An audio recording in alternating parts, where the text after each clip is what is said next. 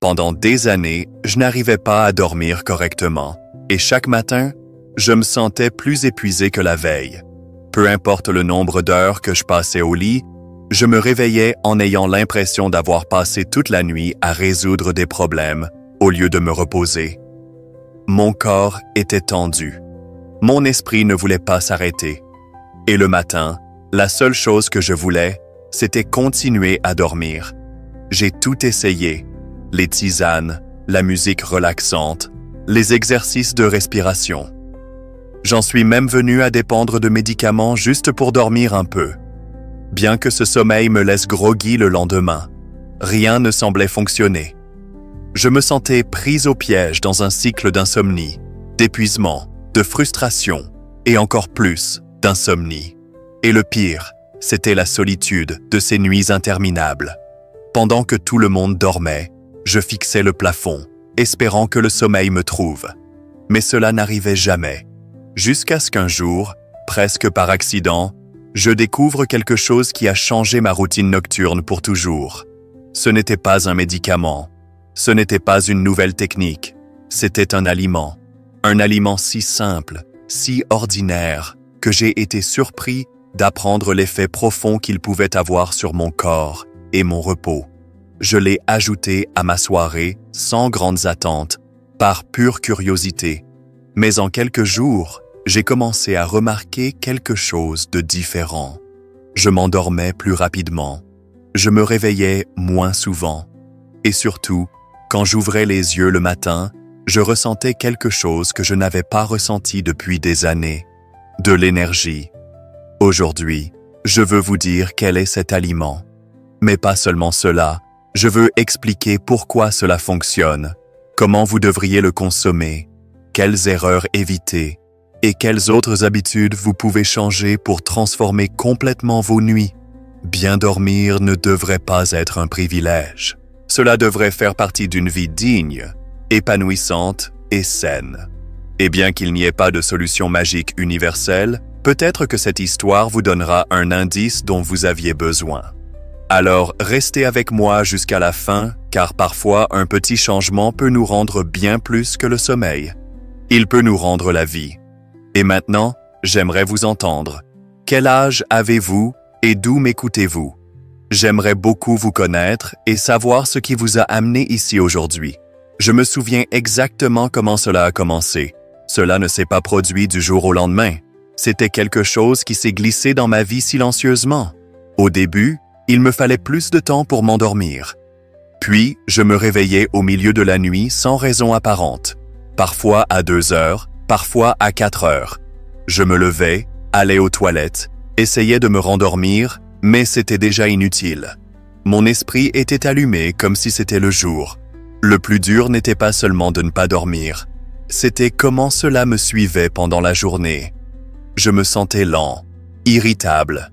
N'importe quoi m'énervait. J'avais du mal à me concentrer dans une conversation. J'oubliais ce que j'allais dire au milieu d'une phrase. Ma tête me faisait mal. Je ressentais une tristesse étrange, comme si tout pesait 2 fois plus lourd. Et le pire, c'est que personne ne le remarquait. À l'extérieur, j'avais l'air pareil qu'avant. Mais à l'intérieur, je m'étiolais. Les gens ont tendance à penser que l'insomnie, c'est juste ne pas pouvoir dormir. Mais ce n'est pas comme ça. Ne pas pouvoir dormir ne vole pas seulement votre repos. Cela vole toute votre vie. J'ai essayé de réparer cela tout seul. D'abord, les choses habituelles. Tisane de valériane, tisane de camomille, musique relaxante. Je me forçais à poser mon téléphone 1 heure avant le coucher, comme le disaient les articles. J'ai acheté un nouvel oreiller, changé le matelas, et j'ai même essayé de méditer. Rien de tout cela n'a fonctionné. Et quand quelque chose semblait marcher, cela ne durait que quelques nuits. Puis je retournais au même endroit, me retournant dans mon lit comme si j'étais pris au piège dans une prison sans barreaux. Mes nuits sont devenues une sorte de guerre contre le sommeil. Je me sentais vaincu avant même l'heure du coucher. Je savais ce qui m'attendait. Des heures à fixer le plafond, pensant à tout ce que je n'avais pas fait, revivant les erreurs passées, m'inquiétant de choses que je ne pouvais pas contrôler. Et le matin, toujours pareil, un corps lourd, un esprit embrumé, une âme fatiguée. Commencer la journée devenait une tâche héroïque. Sortir du lit était comme escalader une montagne avec les pieds enchaînés. Je me demandais si c'était simplement une partie du vieillissement, si mal dormir était quelque chose que je devais accepter, comme les rides ou les articulations douloureuses. Mais il y avait une voix en moi qui me disait non, que bien dormir ne devrait pas être l'exception, mais une nécessité à laquelle je ne pouvais pas me résigner, et cette voix m'a amené à continuer à chercher jusqu'à ce que je trouve quelque chose qui non seulement m'a aidé à mieux dormir, mais a changé toute ma relation avec la nuit. Mais avant de révéler ce changement, j'ai besoin que vous compreniez pourquoi tout ce que j'avais essayé jusqu'alors avait échoué. Parce que le problème n'était pas seulement dans ce que je faisais au lit. Le problème venait de bien plus loin. Et nous allons voir cela dans la partie suivante. Pendant longtemps, j'ai pensé que mal dormir faisait simplement partie du vieillissement, comme les cheveux gris, les douleurs aux genoux ou la vue qui ne lit plus les petits caractères. Mais ce que je ne savais pas, c'est que le corps change, oui, mais le sommeil n'a pas à disparaître avec les années. Il faut juste comprendre ce qui se passe en nous. À partir de 60 ans, le sommeil devient plus léger. Nous nous réveillons plus facilement, dormons moins d'heures, et dans beaucoup de cas, nous avons du mal à nous rendormir quand quelque chose nous interrompt. Pourquoi cela arrive-t-il? Tout commence avec la mélatonine. Cette hormone est responsable de dire à notre corps qu'il est temps de dormir. Elle est naturellement libérée quand la nuit tombe et que les lumières s'éteignent. Mais avec l'âge, nos corps produisent de moins en moins de mélatonine et cela fait que le sommeil arrive plus tard ou parfois pas du tout. Puis, il y a le cortisol, une autre hormone qui régule notre énergie et notre stress. Dans un corps équilibré, le cortisol est bas la nuit et monte le matin. Mais s'il y a des soucis, du stress ou une routine désordonnée, le cortisol monte quand il devrait baisser et cela maintient le corps en alerte quand il devrait se reposer. Et il y a un troisième facteur dont presque personne ne parle, la température corporelle. Pour qu'un sommeil profond se produise, le corps a besoin d'abaisser sa température interne. C'est un signal au cerveau qui dit qu'il est temps de se reposer. Si notre chambre est trop chaude, si nous avons un dîner lourd ou si nous sommes agités, cette baisse de température ne se produit pas et le sommeil profond n'arrive jamais. Ce que j'ai découvert avec le temps, c'est que beaucoup de personnes âgées ne dorment pas mal par hasard. Elles dorment mal parce qu'elles brisent inconsciemment les conditions dont le corps a besoin pour se reposer. Et l'une des causes les plus communes est ce que nous mangeons le soir. Pendant des années, mon dîner était du pain avec du fromage, un verre de lait, peut-être du riz ou un ragoût réchauffé, quelque chose de rapide sans trop y penser. Mais ce que je ne savais pas, c'est que ces types de dîners pouvaient saboter mon repos.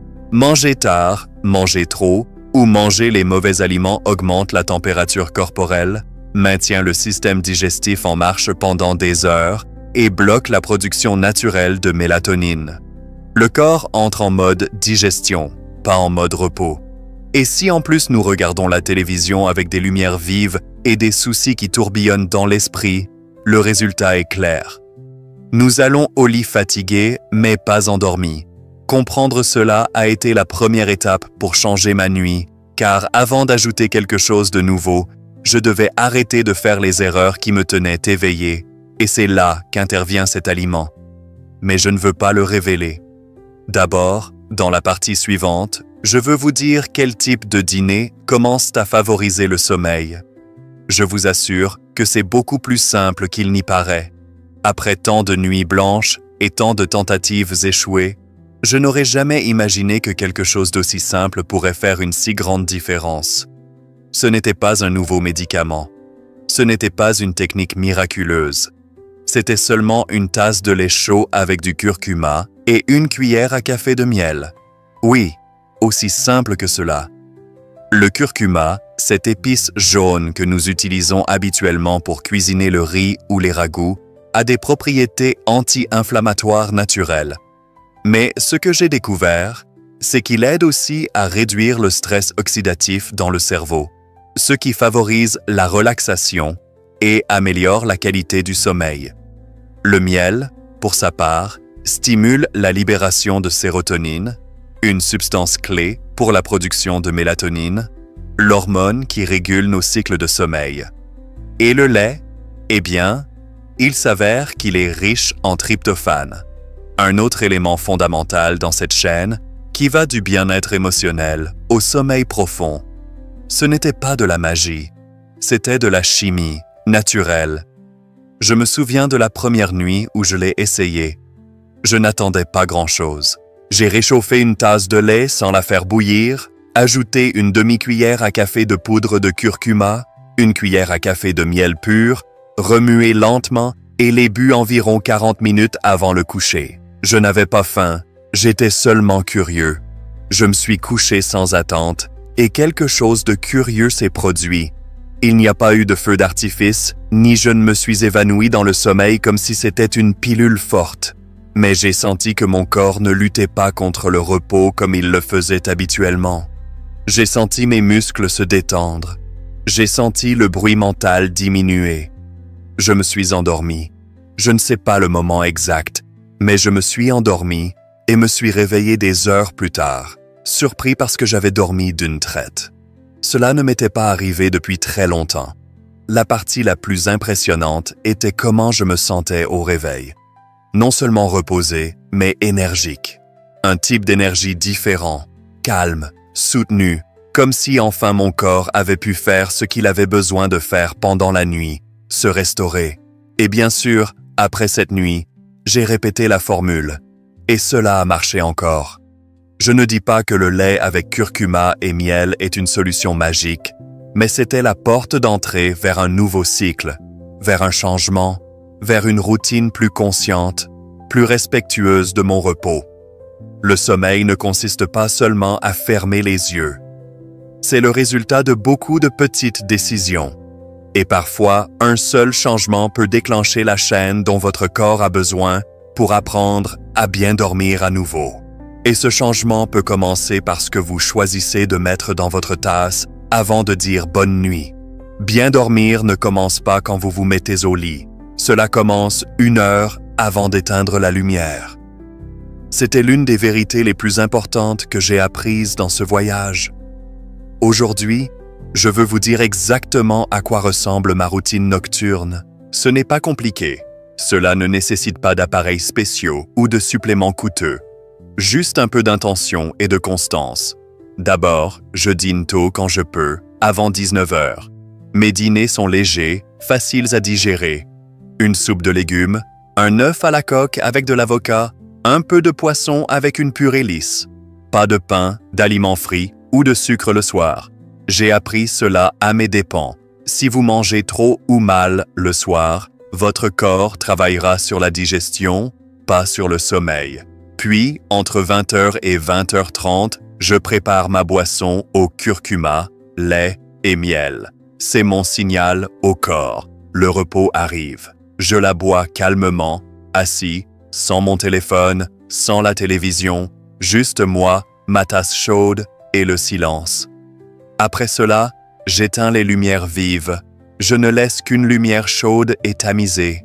Si j'ai besoin de vérifier quelque chose, je le fais avec la luminosité au minimum et l'arrière-plan en mode nuit.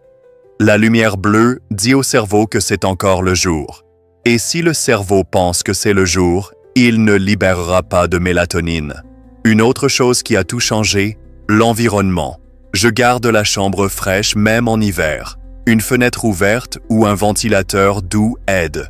Le corps a besoin d'abaisser sa température interne pour entrer en sommeil profond. Parfois, ce détail seul fait la différence. Et voici une habitude curieuse.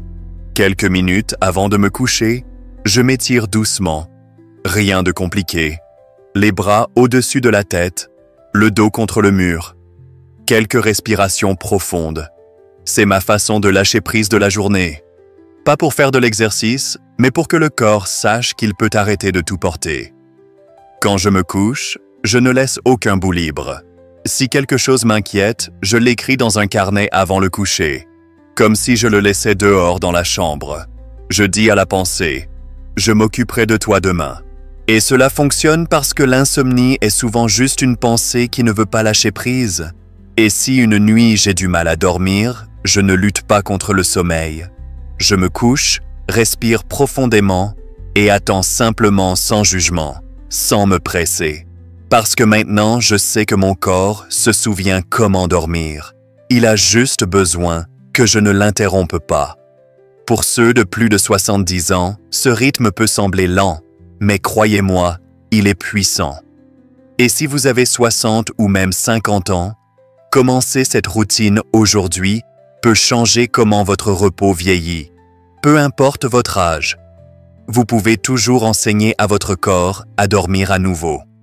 Et si vous voulez l'essayer, dans la partie suivante, je vous donnerai un résumé très pratique de quoi faire et quoi éviter pour que cet aliment fonctionne pour vous aussi. Si vous avez tout essayé pour mieux dormir, mais vous réveillez encore fatigué, épuisé ou avec un esprit embrumé, il est très possible que le problème réside dans ce que vous mangez au dîner et vous ne vous en êtes pas rendu compte. Pendant des années, j'ai fait ces erreurs moi-même, pensant qu'elles n'avaient rien à voir avec l'insomnie jusqu'à ce que je les élimine une par une et mon repos a changé pour toujours. D'abord, le café. Beaucoup de personnes âgées disent « Je peux prendre un café le soir et dormir très bien ». Mais la vérité est que la caféine reste dans votre corps pendant plus de 6 heures, même si vous ne la sentez pas. Vous pourriez vous endormir, oui, mais ce sommeil sera superficiel. Vous vous réveillerez sans avoir vraiment récupéré. Deuxièmement, l'alcool. Cela semble contradictoire parce qu'un verre de vin ou un alcool léger peut vous faire sentir plus détendu, mais l'alcool interfère avec les stades profonds du sommeil, surtout le sommeil REM, le plus réparateur. Il vous déshydrate aussi, interrompt le sommeil avec des allers-retours aux toilettes et peut causer des sueurs nocturnes. Dormir n'est pas la même chose que se reposer, et l'alcool le prouve. Troisièmement, le sucre. Manger quelque chose de sucré avant le coucher peut sembler inoffensif. Un biscuit, un peu de gâteau, un fruit très mûr, mais le sucre fait grimper votre glucose sanguin, déclenchant une libération d'insuline qui maintient votre corps actif quand il devrait se calmer. Souvent, les réveils nocturnes sont dus à une chute de sucre après une montée soudaine. Quatrièmement, les graisses lourdes. Prendre de la viande frite, de la charcuterie, des fromages affinés ou des ragoûts riches au dîner force votre système digestif à travailler pendant des heures. Une digestion lourde empêche votre corps d'abaisser sa température interne, ce qui est crucial pour entrer en sommeil profond. Si vous avez mangé beaucoup ou des aliments très gras, vous pourriez vous endormir, mais vous vous réveillerez en vous sentant ballonné, assoiffé ou même avec des cauchemars. Je me souviens d'une nuit en particulier. C'était l'anniversaire de mon petit-fils et comme tout grand-père fier, je ne pouvais pas dire non. Gâteau au chocolat, empanadas, un peu de vin rouge. Je suis allé me coucher heureux. Mais à 2 heures du matin, je transpirais, l'estomac dérangé, l'esprit en ébullition. J'ai mal dormi et me suis réveillé encore plus mal. Le lendemain n'était pas juste de la fatigue. C'était un brouillard mental, de l'irritabilité et l'envie de retourner au lit en milieu de matinée. Cette nuit m'a enseigné une grande leçon. Depuis, j'ai été beaucoup plus attentif à ce que je mange au dîner, parce que peu importe à quel point vous vous préparez bien pour dormir, si ce qui entre dans votre corps est une bombe pour votre système, votre sommeil en paiera le prix. Je n'oublierai jamais comment je me suis senti après la première semaine de vraiment bien dormir. Ce n'était pas comme dans les films où tout change du jour au lendemain, c'était plutôt comme si mon corps commençait à se souvenir de qui il était avant l'insomnie. Comme si les pièces qui avaient été désalignées pendant des années commençaient à se remettre en place. Le premier grand changement était l'énergie matinale. Avant, se lever était une bataille. Je me réveillais plus fatigué que quand j'allais me coucher. Je marchais lentement, épaules affaissées, comme si la nuit avait vidé le peu qu'il me restait. Mais cette semaine, quelque chose a changé. Je me réveillais avant mon réveil, les yeux grands ouverts, sans ce brouillard mental qui m'accompagnait depuis si longtemps. Je me sentais vivant. Puis, j'ai remarqué des changements dans mon corps. Moins de raideur au lever, moins de douleurs articulaires. Les promenades matinales qui semblaient autrefois un effort monumental devenaient plus fluides. Je ne courais pas, mais je ne me sentais plus comme un meuble lourd. Mes jambes répondaient de mieux. Mes pas se sentaient plus stables. Mais le changement le plus surprenant était mon humeur. Je suis passé d'irritable et apathique à plus calme, plus léger. Je riais plus, même sans m'en rendre compte. Mes conversations avec les autres se transformaient.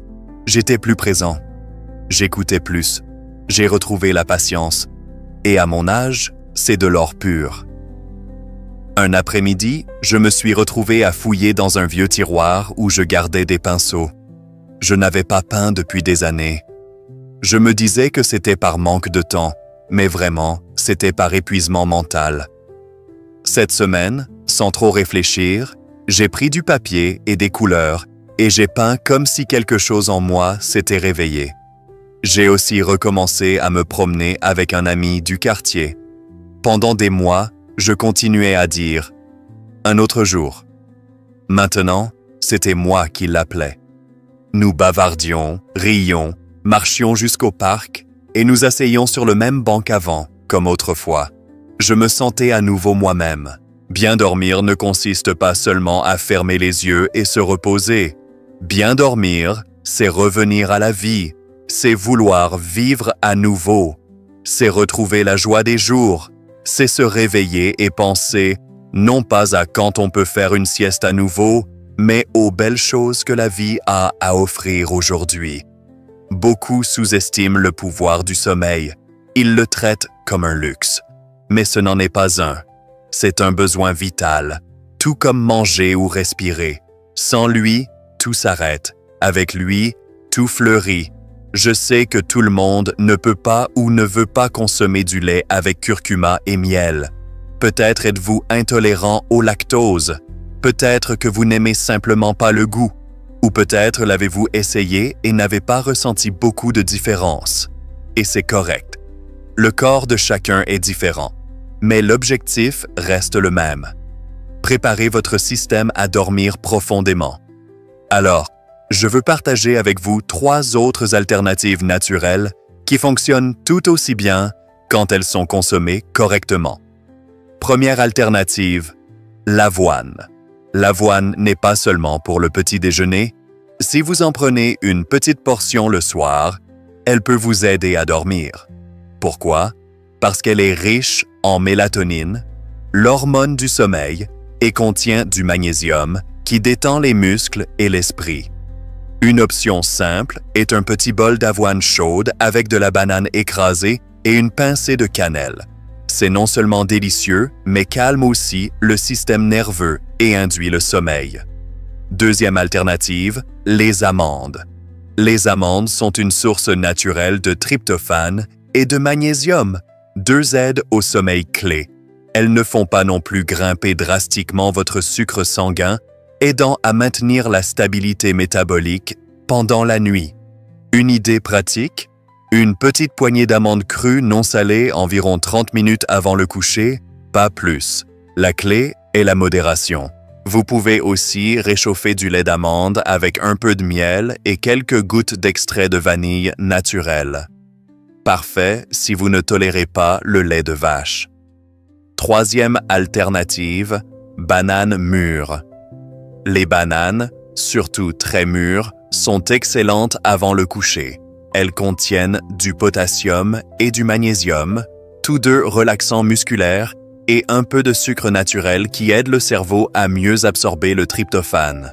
Vous pouvez manger une demi-banane comme collation après le dîner ou la combiner avec du yaourt nature si vous le tolérez bien. Elle se mélange aussi bien dans un smoothie doux sans sucre ajouté et une pincée de cannelle. En parlant de cannelle, la tisane de camomille avec cannelle est une merveille pour finir la journée.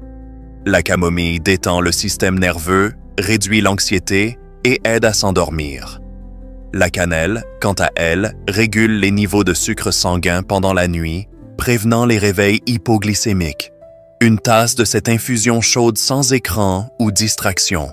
prise en pleine conscience, peut devenir l'encre qui dit à votre corps qu'il est temps de lâcher prise.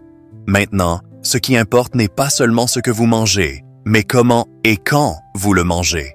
Vous pouvez avoir le meilleur aliment favorisant le sommeil au monde, mais si vous le consommez à la hâte, distrait ou juste avant le coucher, votre corps ne l'utilisera pas comme il devrait. L'idéal est de savourer n'importe laquelle de ces options entre 40 et 60 minutes avant de dormir dans un environnement calme, avec des lumières tamisées et sans interruption. Donnez à votre corps le temps et l'espace de répondre parce qu'il ne s'agit pas de prendre quelque chose et d'attendre des miracles. Il s'agit de créer les conditions pour que votre corps fasse ce qu'il sait naturellement faire, se reposer. Et si vous intégrez une de ces options dans votre routine avec calme et constance, vous remarquerez bientôt la différence. Il y a des leçons qu'on apprend tard et des leçons qu'on apprend par force. Je ne comprenais pas pourquoi je dormais si mal si je ne faisais rien de mal. Mais j'ai fini par réaliser que ce n'était pas seulement ce que je mangeais. C'était mes habitudes, mes routines quotidiennes, ces petites choses qui semblaient inoffensives, mais volaient à mon corps le droit de se reposer. Je vais vous dire honnêtement ce que je ne ferai plus jamais avant le coucher, parce que chacune de ces actions apparemment petites était comme une brique dans un mur entre mon corps et le sommeil. D'abord, vérifier mon téléphone. J'avais l'habitude d'aller au lit avec mon téléphone en main, lisant les nouvelles, répondant aux messages, regardant des vidéos, parfois à 23 heures, d'autres fois à 1 heure. Le temps filait sans que je m'en aperçoive. Mais ce que je ne savais pas, c'est que la lumière bleue de l'écran bloque la production de mélatonine, l'hormone qui dit à votre corps qu'il est temps de dormir. Et ce n'était pas seulement la lumière, c'était la surcharge d'informations, le bruit mental. J'allais au lit mentalement agité, inquiet, tendu, et cela ne s'éteint pas en fermant simplement les yeux. Maintenant, mon téléphone reste dehors de la chambre. Et quand je l'éteins, c'est comme dire à mon corps, « Maintenant, tu peux te reposer. » Deuxièmement, avoir des conversations difficiles ou des disputes le soir, c'était un changement difficile. Auparavant, si quelque chose me dérangeait, je voulais l'aborder. Si ma femme disait quelque chose de contrariant, je répondais. Je pensais que cela libérait la tension, mais j'allais dormir avec le cœur qui battait et l'esprit agité. J'ai appris que le calme avant le coucher est non négociable. Si quelque chose me dérange, je le note, j'y pense, et je le laisse pour le lendemain. Parce que le soir, il n'y a qu'une seule priorité, protéger mon repos. Troisièmement, manger par anxiété. C'était l'une des habitudes les plus silencieuses. Parfois, je n'avais pas faim, mais j'étais nerveux. Alors, j'attrapais un morceau de pain, un bonbon ou du fromage. Pas par faim, mais par habitude, l'anxiété déguisée. Mais ces bouchées, bien qu'apparemment inoffensives, signalaient à mon corps de travailler quand il aurait dû se détendre. Une fois que j'ai arrêté de manger inutilement et appris à distinguer la vraie faim de l'anxiété émotionnelle, mon corps m'a remercié. Parce que bien dormir ne consiste pas seulement à se reposer, c'est la libération. Je vous dis cela parce que beaucoup d'entre nous ont normalisé le mauvais sommeil. Se réveiller fatigué, endolori avec un esprit embrumé est devenu routine, si commun que nous avons arrêté de le questionner. Le mauvais sommeil est devenu si normal. Je ne réalisais pas à quel point je vivais mal. Mais le corps parle toujours. Parfois il chuchote, parfois il crie. Nous n'écoutons juste pas. Aujourd'hui, ma nuit commence bien avant que je me couche. Ma routine de sommeil est un rituel, une façon de dire à mon corps « Je te respecte, je t'écoute, je prends soin de toi ». Pas d'écran, pas de conversation lourde, pas de nourriture inutile, juste une lumière douce, une respiration lente, une boisson chaude et le silence. Parce que bien se reposer n'est pas une récompense, c'est un acte d'auto-soin. Et à plus de 80 ans, j'ai décidé que je mérite de prendre soin de moi. Maintenant que nous avons atteint la fin de ce voyage, arrêtons-nous et respirons. Pas pour dormir encore, mais pour réfléchir. Qu'avons-nous appris aujourd'hui? D'abord, que bien dormir n'est pas un luxe. C'est un droit, un besoin profond du corps et de l'âme. Deuxièmement, que l'insomnie ne se bat pas toujours avec des pilules, que souvent la solution n'est pas dans une pharmacie, mais dans la cuisine. Un verre de lait chaud avec curcuma et miel, un rituel simple, un signal au corps. Tu peux lâcher prise, tu peux te reposer, et ce signal peut tout changer. Troisièmement, que ce que nous faisons avant le coucher importe autant que ce que nous faisons pendant la journée. Vérifier notre téléphone, se disputer ou manger par anxiété peut sembler petit, mais nuit après nuit, il nous vole nos choses les plus précieuses. Notre énergie, notre clarté, notre humeur, et surtout, nous ne sommes pas seuls dans cela. Des milliers de personnes, peut-être vous aussi, vont au lit chaque nuit en espérant dormir et se réveillent plus fatigués qu'avant. Alors, si vous êtes à ce point où votre corps n'en peut plus, où votre esprit s'éteint mais ne se repose pas, je veux dire ceci du fond du cœur. N'abandonnez pas. N'acceptez pas comme normal ce qui vous enlève des années de vie. Ne croyez pas que l'insomnie est votre destin. Parfois un petit changement, une boisson, une routine, une décision suffit pour que le corps se souvienne de ce qu'il a toujours su faire. Dormir. Dormir profondément. Dormir sans peur. Dormir pour guérir. Et se réveiller avec une vraie énergie. Pas le café, pas la volonté. L'énergie qui vient de l'intérieur. L'énergie d'avoir enfin récupéré. Alors mon conseil final est simple. Faites de votre nuit un espace sacré. Vous n'avez pas besoin de perfection, juste de constance, juste d'intention. Votre corps vous remerciera plus que vous ne pouvez l'imaginer. Maintenant, je veux vous demander, avez-vous essayé quelque chose de naturel pour mieux dormir? Aimeriez-vous que je partage plus d'aliments simples mais efficaces comme ceux-ci? Dites-le moi dans les commentaires et aussi, dites-moi d'où m'écoutez-vous et quel âge avez-vous? J'aimerais vraiment le savoir. Et si cette vidéo vous a aidé, si elle vous a fait réfléchir, vous a donné de l'espoir, abonnez-vous à la chaîne et appuyez sur la cloche. Partagez cette vidéo avec quelqu'un qui en a besoin. Peut-être un membre de la famille, un ami, quelqu'un fatigué d'être toujours fatigué. Merci d'être ici, merci d'écouter. Et surtout, merci de prendre soin de vous. À bientôt dans la prochaine vidéo.